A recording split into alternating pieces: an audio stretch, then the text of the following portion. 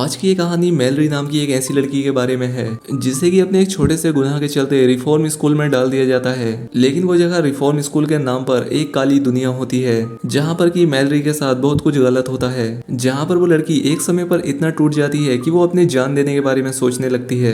लेकिन बाद में मैलरी किस तरह से उन सारी परेशानियों का सामना करती है, ये जानने के लिए बने रहिए इस वीडियो के आखिर तक। इस कहानी की शुरुआत होती है और हम मैलरी नाम की एक लड़की को देखते हैं जो कि साउथ एशिया के एक देश में पढ़ने के लिए आई होती है। खैर, अब इसके बाद जब मैलरी स्कूल से घर वापस जा रही होती है तो रास्ते में उसे उसके स्कूल की ही कुछ लड़कियां छेड़ने लगती हैं। वो यहाँ पर उस पर काफी भद्दे कमेंट करती हैं, वो उसे गालियां देती हैं और इसीलिए मैलरी उनसे अपनी जान बचाकर वहां से बचकर बाहर भागने लगती है। लेकिन वो बाकी की लड़कियां मैलरी का पीछा नहीं छोड़ती, वो उसका पीछा करती हैं। वो उसके पीछे एक पुल तक आ जाती हैं जहाँ आकर वो मैलरी को मारने लगती हैं। अब मैलरी उनसे काफी डर जाती है। वो कहती है कि देखो, मुझे लड़ाई नहीं करनी है, तुम प्लीज मेरे साथ ऐसा मत करो। लेकिन वो लड़कियां उसकी बात नहीं सुनती, वो उसके फेस पर मारती हैं जिससे कि उसके चेहरे से खून निकलने लगता है और साथ ही वो उसके बाल पकड़कर वो उसे धमकाने लगती हैं कि तुम इस स्कूल को छोड़कर चली जाओ, नहीं तो हम तुम्हारे साथ बहुत ही बुरा हाल करेंगे। और ऐसा करने के साथ ही साथ वो लड़कियां मैलरी का एक वीडियो भी बना लेती हैं। वो वीडियो बनाते हुए मैलरी के मुंह पर थूक देती हैं और उस वीडियो को अपनी सोशल मीडिया पर पोस्ट कर देती हैं।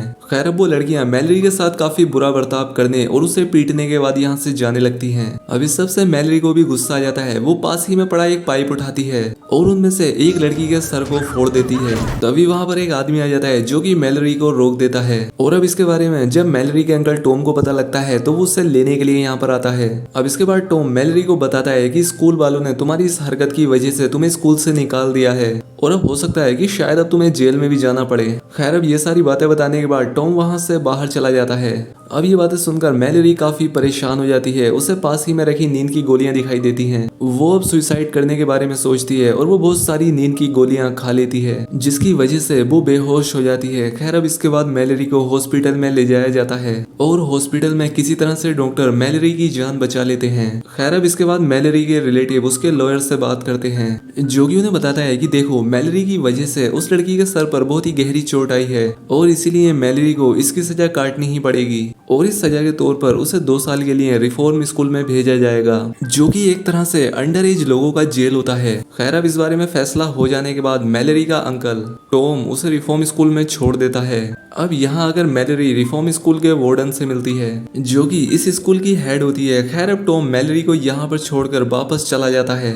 तब यहाँ पर इस जेल की एक दूसरी कैदी मैलरी को जेल के अंदर लेकर जाती है और उसे उस पूरी जेल को घुमाते हुए जेल के बारे में बताती है। इस जेल की एक पागल लड़की जिसका नाम रीजा होता है वो मैलरी को पकड़ लेती है और उसके साथ काफी अजीब हरकतें करती है और साथ ही वो उसे जान से मारने की धमकी भी देती है। तभी यहाँ पर एक दूसरी लड़की आती है जो कि रीजा को मैलरी से दूर हटा देती है और मैलरी को वहां से जाने के लिए कहती है। खैर, अब इसके बाद मैलरी को उसके सेल में ले जाया जाता है जहाँ पर कि उसके अलावा और भी लड़कियां होती हैं। तभी यहाँ पर इसी सेल की एक लड़की मैलरी से उसके कपड़े यहीं पर चेंज करने के लिए कहती है और यहाँ की बाकी लड़कियां भी मैलरी को काफी अजीब तरह से देखती हैं और यहाँ पर उसे बिना कपड़ों के देखकर उसका काफी मजाक भी उड़ाती हैं। खैर, अब इस सबके बाद लंच का टाइम हो जाता है और इन सभी लड़कियों को खाना खाने के लिए बाहर बुलाया जाता है। अब मैलरी यहाँ पर कैट नाम की एक लड़की से दोस्ती कर लेती है।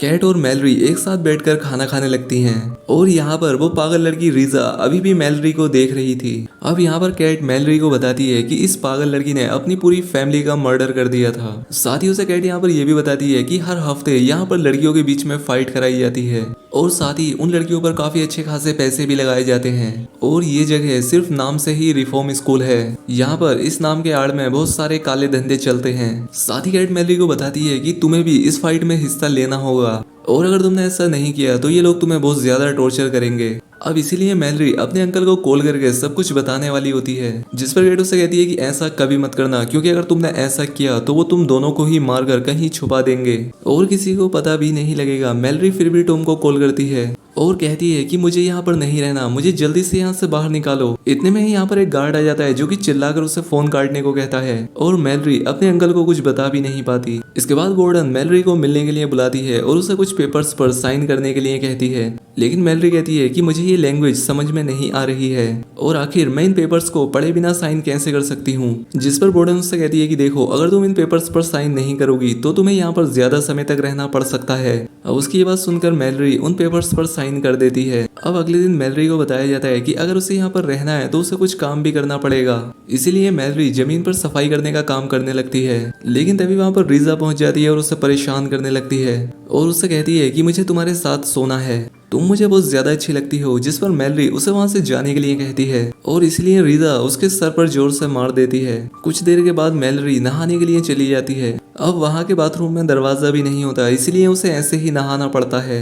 बाद में कैट को ये बात सुनकर बहुत गुस्सा आता है कि रीजा ने मैलरी को मारा था और इसीलिए कैट रीजा से लड़ने के लिए जाती है। लेकिन तभी गार्ड्स वहां पर पहुंच जाते हैं और इन दोनों की लड़ाई शांत कराते हैं। अब इतने में ही यहाँ पर बोर्डन भी पहुंच जाती है। वो उन दोनों को अंदर बुलाती है और मैलरी को काफी गुस्से से देखकर वहां से चली जाती है।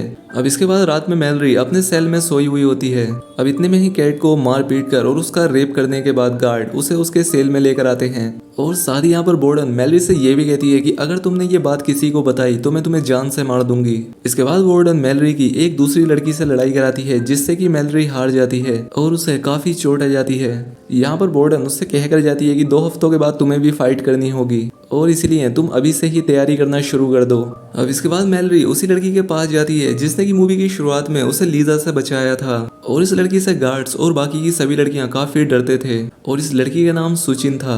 मैलरी उससे कहती है कि मुझे भी तुम्हारी जैसा बनना है, इसीलिए तुम प्लीज मुझे ट्रेनिंग दो। लेकिन सुचिन मैलरी को ट्रेनिंग देने से मना कर देती है। इसके बाद मैलरी अपने अंकल से बात करती है जिस पर कि मैलरी का अंकल उसे बताता है कि जेल के लोग मुझे तुमसे मिलने की परमिशन नहीं दे रहे हैं क्योंकि उनके अकॉर्डिंग तुमने कुछ पेपर्स पर साइन करके मुझे तुमसे मिलने के लिए मना कर दिया है। अब क्योंकि यहाँ पर मैलरी अपने अंकल को सच भी नहीं बता सकती थी क्योंकि यहाँ पर सभी लोग उसकी बातें सुन रहे थे।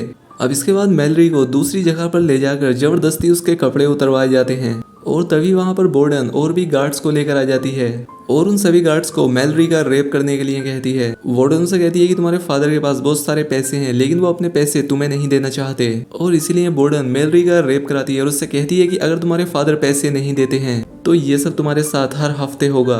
खैर अब इसके बाद बाथरूम में जाकर मैलरी नहाने लगती है। तभी यहाँ पर उसके दिमाग में एक आइडिया आता है। वो यहाँ पर एक कपड़े को बांधकर अपने आप को फांसी लगाने की कोशिश करती है लेकिन तभी यहाँ पर शावर टूट जाता है जिस वजह से वो नीचे गिर जाती है। अब इसके बाद मैलरी को दूसरे रूम में ले जाया जाता है जहाँ पर जाकर बोर्डन उसे पीटती है और साथ ही उसे लड़ाई के लिए तैयार रहने के लिए कहती है और अब इसीलिए मैलरी मजबूरी में फाइट के लिए ट्रेनिंग शुरू कर देती है। अब यहाँ पर कैट उसकी हेल्प करती है और ये दोनों अब एक दूसरे को पसंद भी करने लगती हैं। इसके बाद कैट उसे एक दूसरे रूम में लेकर जाती है जहाँ पर ये दोनों किस करने लगती हैं। खैर अब इसके बाद मैलरी अपनी ट्रेनिंग को कंटिन्यू करती है और तभी वहाँ पर बोर्डन आ जाती है और उसे टाइम से पहले ही एक फाइट करने के लिए कहती है। खैर अब फाइट शुरू हो जाती है और मैलरी ये फाइट हारने ही वाली होती है कि तभी वो अपने ओपोनेंट पर एक अच्छा सा वार करती है जिससे कि वो जीत जाती है। खैर अब इसके बाद जब मैलरी जिम में वर्कआउट कर रही होती है तभी यहाँ पर वार्डन पहुंच जाती है। वो उससे कहती है कि तुम इस जिम में वर्कआउट नहीं कर सकती और अब इसीलिए मैलरी को अपनी ही सेल में ट्रेनिंग करनी पड़ती है। खैर अब इसके बाद वार्डन लीजा के पास जाती है। वो उसे एक इंजेक्शन लगाती है और उससे कहती है कि तुम्हें मैलरी को मारना होगा और लीजा को तो इसी मौके का इंतजार था और लीजा बड़ी ही खुशी के साथ इस चीज के लिए तैयार हो जाती है। अब इसके बाद लीजा को अगले 2 दिन तक भूखा रखा जाता है। उसे खाने के लिए कुछ भी नहीं दिया जाता और अब इसी वजह से लीजा को बहुत ज्यादा भूख लग रही थी और तभी उसी रात में उसका ध्यान एक चूहे पर जाता है जो कि मैलरी के पास ही घूम रहा था और मैलरी उस चूहे को ही पकड़कर खा लेती है। यहाँ पर मैलरी कैट से कहती है कि देखो किसी तरह से भी हम यहाँ से भाग कर ही रहेंगे और मैलरी इस बारे में एक प्लान भी बनाती है। खैर अब इसके बाद मैलरी की फाइट का दिन आ जाता है और लीजा उसकी ओपोनेंट होती है। अब फाइट शुरू हो जाती है और लीजा पहले तो मैलरी को बहुत मारती है लेकिन बाद में मैलरी लीजा के बालों से ही उसका गला दबाकर उसे घायल कर देती है। अब इसके बाद बोर्डन मैलरी से लीजा को मारने के लिए कहती है लेकिन मैलरी ऐसा करने से मना कर देती है जिसके बाद बोर्डन मैलरी को एक चाकू देते हुए कहती है कि ये चाकू लो और लीजा को यहीं पर मार दो वरना मैं तुम्हें मार दूंगी। और अब इसीलिए मैलरी उस चाकू को पकड़ती है और उसे वार्डन के गले पर ही रख देती है और अब वार्डन भी उसे धमकी देती है कि अब तुम देखना इसका अंजाम बहुत ही बुरा होगा और तभी मैलरी उसके पैर में 2 बार चाकू से स्टैब करती है और अब मैलरी एक गार्ड की गन छीनकर उसे वार्डन के ऊपर तान देती है और बाकी की सभी लड़कियों को वहां से भागने के लिए कहती है। इसके बाद मैलरी वार्डन को पकड़कर बाहर लेकर जाती है और सभी लड़कियों को जेल से छुड़ा लेती है और अब इस तरह से जेल की सभी लड़कियां वहां से आजाद हो जाती हैं और अब मैलरी वार्डन को जेल में जो लड़कियां थी उनके पास मरने के लिए छोड़ देती है। अब वो सभी लड़कियां वार्डन को बहुत ही बुरी तरह से मारती है और तभी कैट वहां पर एक कार लेकर पहुंच जाती है और इसके बाद ये दोनों उस कार में बैठकर वहां से चली जाती हैं और अब इस तरह से मैलरी ने जेल के अंदर फंसी मासूम लड़कियों की भी जान बचा ली थी। तो दोस्तों उम्मीद करता हूँ कि आपको एक्सप्लेनेशन पसंद आई होगी। वीडियो अच्छी लगी हो तो कमेंट करके जरूर बताएं। मिलते हैं हमारी अगली वीडियो में।